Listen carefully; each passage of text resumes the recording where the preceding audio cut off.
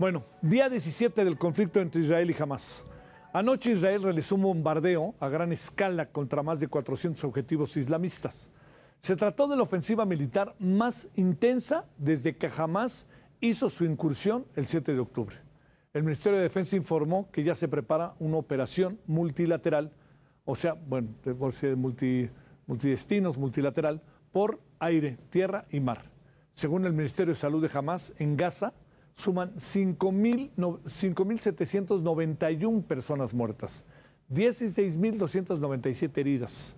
En Israel son más de 1.400 personas fallecidas. Esto mientras la guerra continúa. Y se avecina un problema más en Gaza. Advirtieron ya una ola, como usted lo puede presuponer, de enfermedades epidémicas que afectan a más de 3.000 personas, al menos, al menos.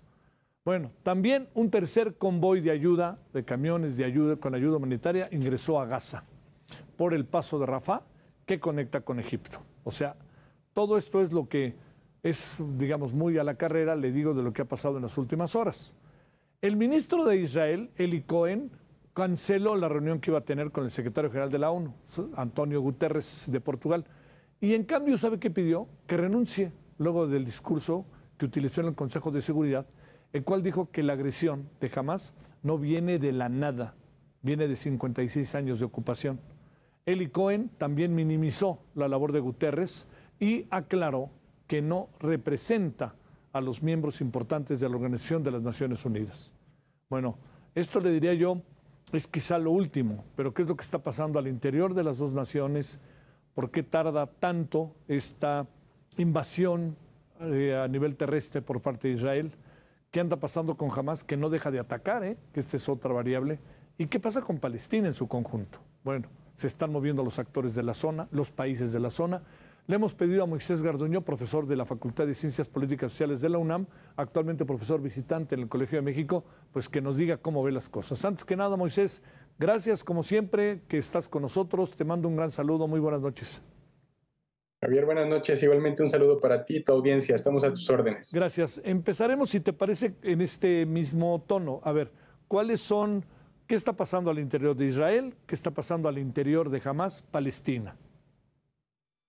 Bueno, al interior de Hamás podemos ver una insistente estrategia de negociación, sobre todo a partir de la liberación de 2 rehenes de edad avanzada por cuestiones humanitarias. Esto me pareció un punto interesante, que si lo conectamos con lo que dijo el secretario Blinken, podríamos estar hablando de un primer acercamiento a partir de Qatar. ¿Qué dijo Blinken?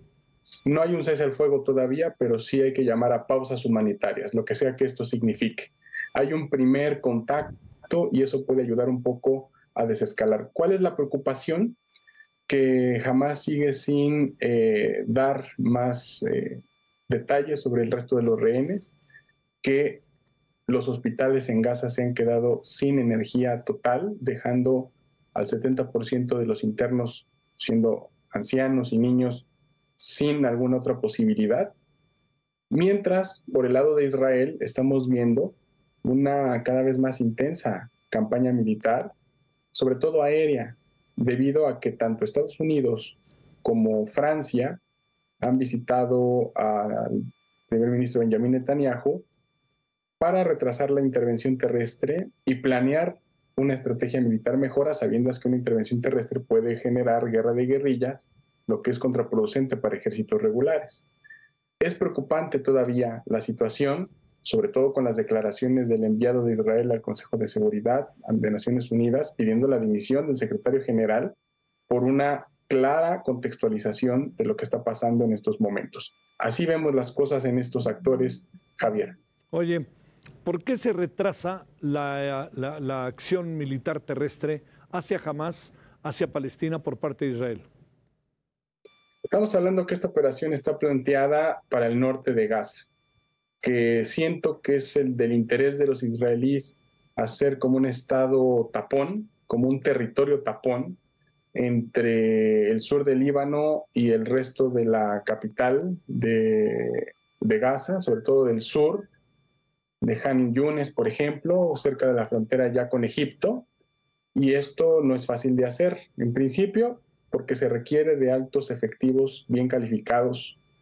En segundo lugar, porque los túneles a los cuales hace referencia Hamás están muy bien edificados, lo cual muestra un avance en los últimos 20 años de esta organización, que al parecer todo apunta que ha sido un ataque unilateral, con el único objetivo de regionalizar la situación e involucrar a otros actores en el conflicto para dar por terminado esto una vez por todas.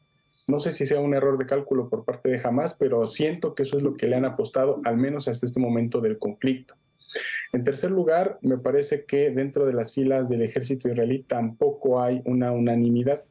Siento que la división social entre los que apoyan a Netanyahu y los que piden su renuncia en estos momentos en Tel Aviv también se traslada al ámbito militar, donde hay efectivos que no quieren entrar de manera terrestre a Gaza, porque saben que eso es una misión prácticamente imposible, que se va a letargar, que va a dejar muchísimas muertes si esto se da, y sobre todo porque es un elemento de largo aliento que, ojo, hay que decir que sirve muy bien a los intereses políticos tanto de Netanyahu como de los líderes de Hamás. Sí. Oye, ¿qué pasa en Palestina en su conjunto? El otro día tuvimos una conversación, Moisés, con el embajador de Palestina y el discurso es con matices, obviamente, diferente de Hamás, pero es verdaderamente una situación desesperada y sumamente crítica contra Israel, en donde, digamos, aquellos, uno piensa, posibilidades de algún diálogo con Israel ni se asoman por parte de lo que fue la Organización para la Liberación de Palestina. Lo que pasa es que hay que pensar en la estrategia israelí, ¿no? Por ejemplo, cuándo y cómo, que nos digan los políticos israelíes, cuándo y cómo atacar civiles ha ayudado a mejorar la seguridad israelí en todos estos años. O sea, la estrategia de imponer el castigo colectivo no ha funcionado a lo largo de los últimos 15, 20 años, y ahora la respuesta israelí es intensificar el castigo colectivo. O sea, la lógica, entiendo esto, tiene un punto de vista, desde el punto de vista militar, es altamente contraproducente a los intereses de Israel si es que quiere ser reconocido como un actor y como un interlocutor en el Medio Oriente. Se está ganando todo lo contrario, se está ganando el repudio a nivel internacional.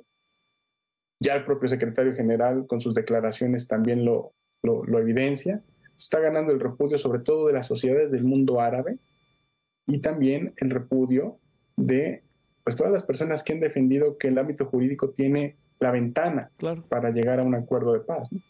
En este sentido, lo único que diría al respecto de esta situación es que políticamente Netanyahu depende de una guerra de largo aliento, de una intervención terrestre paulatina en etapas para mantenerse en el poder, porque de lo contrario, políticamente me parece que está muy erosionada su figura y se le responsabiliza de meter al ejército y a la sociedad israelí en una guerra que tal vez no pueda ganar en términos totales, ¿no? Ese es más o menos como lo veo en estos momentos, y evidentemente pues esto no abona para la paz. Estamos paralizados, Javier. Oye, y además en algunas áreas que se ha visto como fuere, ¿no? Más allá de la agresión inicial de Hamás a Moisés, las manifestaciones en el mundo van prevaleciendo las que son pro-palestinas, por encima de las israelíes.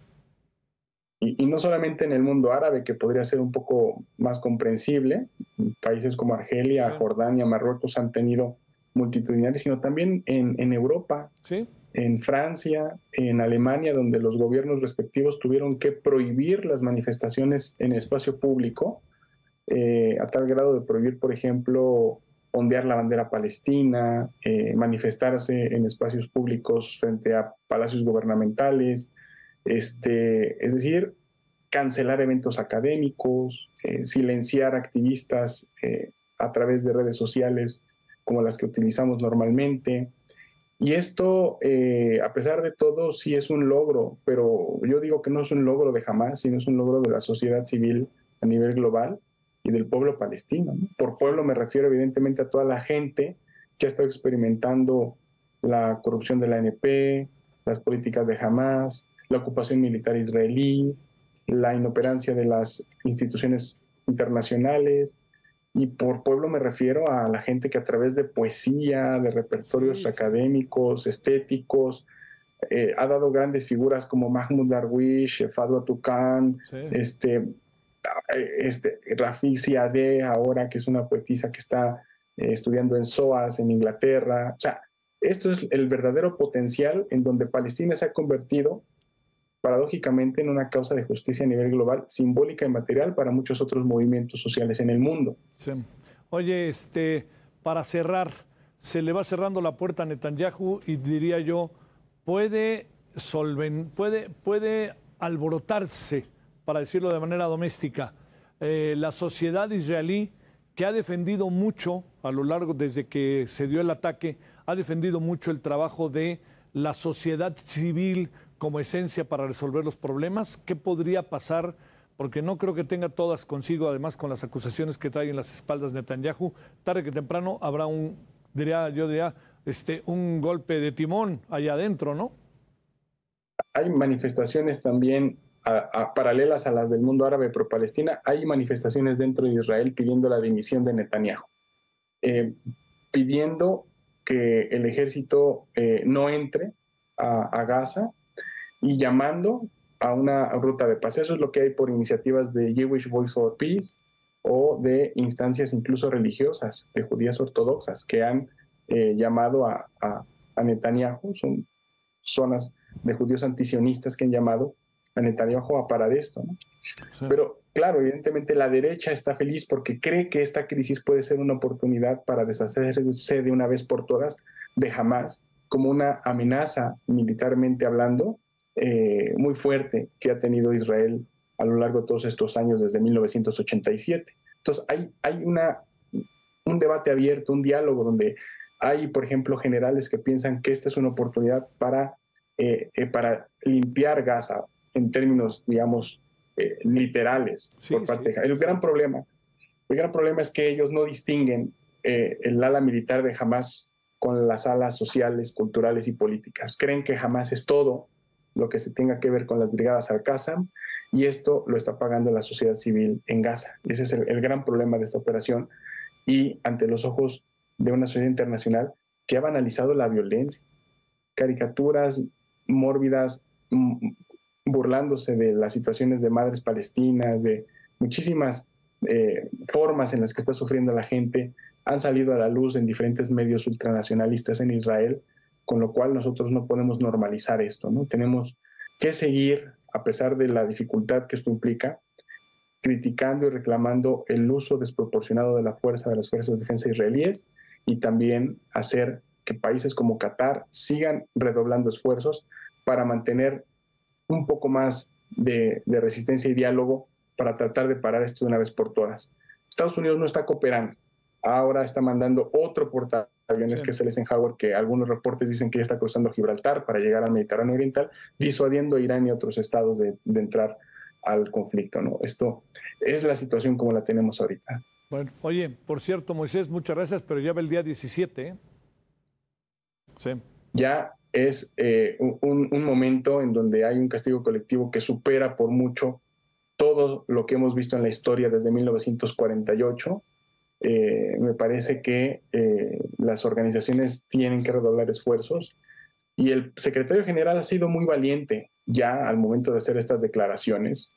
Me parece que nuestro país también podría ir por esa vía un poco más, hacer declaraciones más enérgicas en aras de la paz, pero también de la justicia, ¿no? No es posible que mueran civiles inocentes por intereses políticos de las facciones más ortodoxas y conservadoras de ambos lados, que son los que han estado pues creando este conflicto en estos momentos. Moisés, te mando un gran saludo y el agradecimiento. Muy buenas noches. Gracias. Buenas noches, Javier. Estamos a tus órdenes y saludos a la audiencia. Gracias como siempre por tu participación.